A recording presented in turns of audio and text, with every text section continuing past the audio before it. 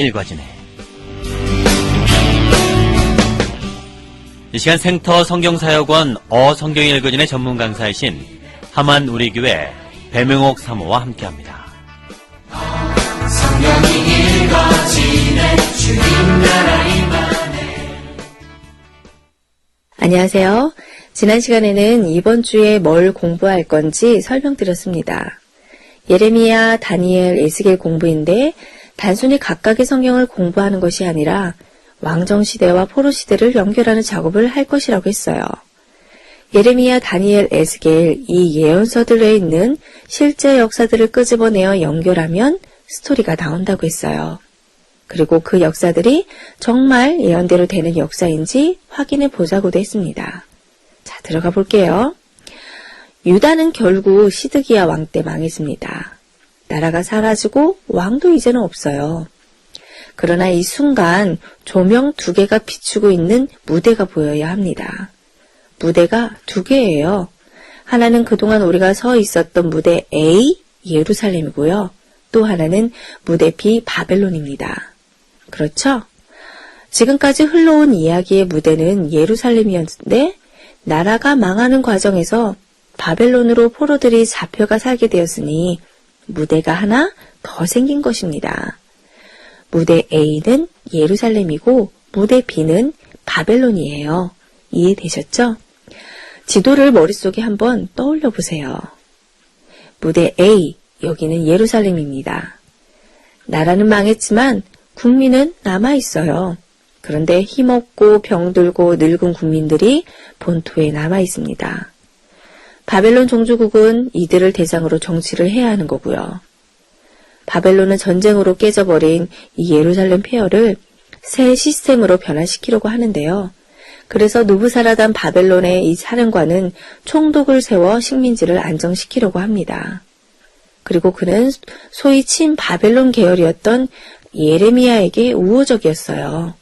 그러니까 예레미야는 사실 바벨론의 귀위에서 평안하게 지낼 수 있었습니다. 그러나 그는 남아있던 국민들을 지키고 싶어 했어요. 하나님은 망해버린 유다 본토 국민들을 예레미야를 통해 끝까지 챙기시는 중인 거예요. 그러니까 예레미야는 남아있던 본국 백성들 속에서 영적인 리더로 계속 활동하게 됩니다. 하나님의 통치 자소였던 예루살렘 성은 무너졌지만 하나님은 예레미야를 통해 계속 일하고 계신 겁니다.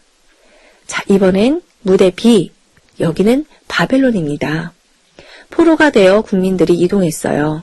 바벨론으로 잡혀가 있는 국민들도 하나님은 걱정이십니다. 그들의 지도자도 있어야 하지 않겠어요?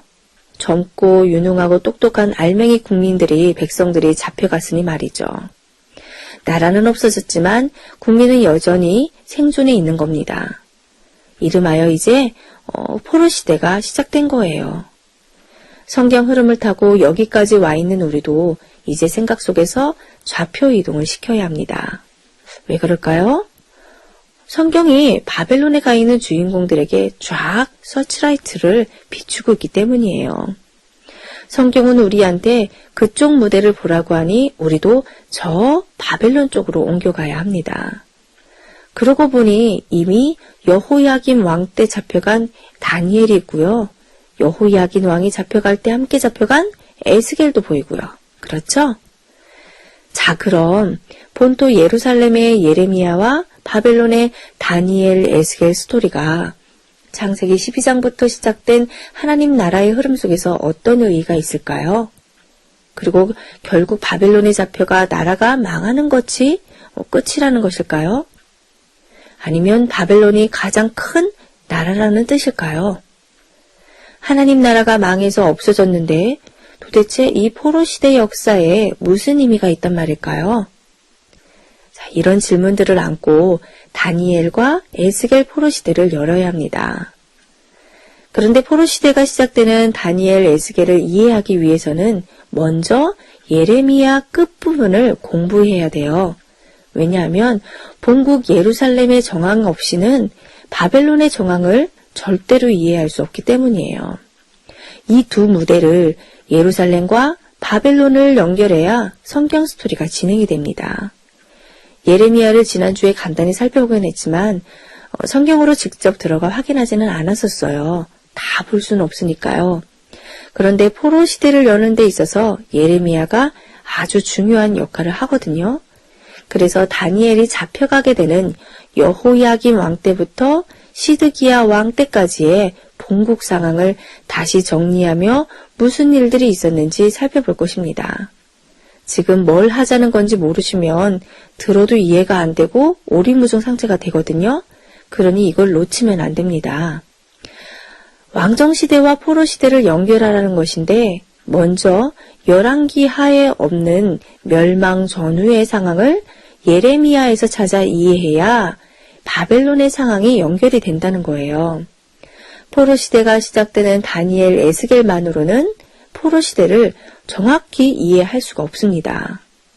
무대 A 예루살렘의 상황, 즉 예레미야의 후기 사역을 같이 이해해야 포로시대가 이해가 되는 거예요. 그러면 예레미야는 요시야 왕 때부터 활동했는데 언제부터의 실제 역사를 끄집어내야 하나 했을 때 바로 여호야김 왕입니다. 왜냐하면 이때 다니엘이 바벨론으로 잡혀갔기 때문이에요. 이때부터가 포로시대의 개막인 거죠. 그러니까 무대 A 예루살렘과 무대 B 바벨론을 동시에 볼 줄 알아야 돼요. 예레미야 사역 다음 다니엘, 다니엘 사역 다음 에스겔 사역 이런 식으로 일렬로 줄 세우는 것이 아니라 시간차는 좀 있지만 이들이 활동한 시대가 겹쳐요. 무대 A 예루살렘에서 예레미야가 활동하고 있을 때, 즉 여호야김 왕 때 다니엘이 먼저 무대 B 바벨론으로 잡혀갔고 그 뒤 시드기야 왕 때 에스겔도 잡혀갔거든요. 여전히 예레미야는 예루살렘에서 있고요. 그러니 다니엘이 잡혀가는 BC 605년부터는 무대가 두 개로 즉 동시에 봐야 하는 겁니다. 우린 지금 열왕기 하에서 멈춰 이야기를 끄집어내어 포로 시대와 연결하려고 하는 건데 다니엘과 에스겔 이 성경을 폈을 때 자, 열왕기 하에서 다니엘, 에스겔은 저 멀리 있어요. 우리 성경 목록으로는 그렇게 돼 있습니다. 그렇죠? 그러니까 왕정시대에 연결되는 이 포로시대는 다니엘, 에스겔인데 성경 목록에선 이렇게 저 멀리 떨어져 있으니 우리가 성경을 읽을 때 연결이 될 리가 없지요. 하지만 유다가 멸망하는 시점에 이어지는 스토리는 다니엘, 에스겔이라는 사실을 우리는 잊으면 안 됩니다. 자, 여호야김 왕 때부터 일어난 중요한 일들을 다시 정리하며 예레미야와 다니엘, 에스겔의 정보를 찾아내 연결해 보겠습니다. BC 609년 제1차 갈그미스 전투 때 이집트가 유다를 정복하고 여호야김을 왕으로 세워놓고 조공을 받았었습니다. 그러나 BC 605년 제2차 갈그미스 전투에선 바벨론이 애굽을 이기며 유다를 정복했고 여호야김은 이번엔 바벨론의 조공을 바치게 됩니다. 그리고 이때 다니엘이 바벨론으로 포로로 잡혀갔어요. 다니엘 1장에서 정확한 정보를 말해주고 있습니다. 여호야김 4년 때 일어난 일이었죠. 그런데 여호야김 때 기록이 열왕기 하에선 6절 정도밖에 안 돼요. 그러니까 열왕기하 기록으로는 이때 일을 잘 알 수 없는 겁니다. 자, 예레미야 36장에서 여호야긴 4년 때 일이 기록되어 있는데요. 예레미야는 요시야 때부터 지금까지 하나님께서 말씀하신 것을 두루마리에 기록하라는 명령을 받고 바룩에게 기록하게 합니다. 그리고 이 두루마리를 백성들에게 낭독하게 하고요. 그 다음 해에는 백성들에게 금식을 선포하고 그리고 회개 운동으로 이어집니다. 그러자 여호야김은 이 두루마리를 칼로 째서 난로불에 던져버리고 그리고 예레미야는 체포명령을 내려요. 이에 하나님은 예레미야에게 다시 두루마리의 말씀을 쓰라고 하시는데 불에 태워 버려진 내용들 뿐만 아니라 첨가되는 내용이 있었는데요. 바로 여호야김이 죽은 다음 시체가 나둥글어 아무도 손 볼 수 없도록 처참한 결과를 맞이할 것이라는 내용이었습니다. 자, 그리고 이때 하박국 선지자도 활동하고요. 무대 A에서 이런 일들이 있었죠.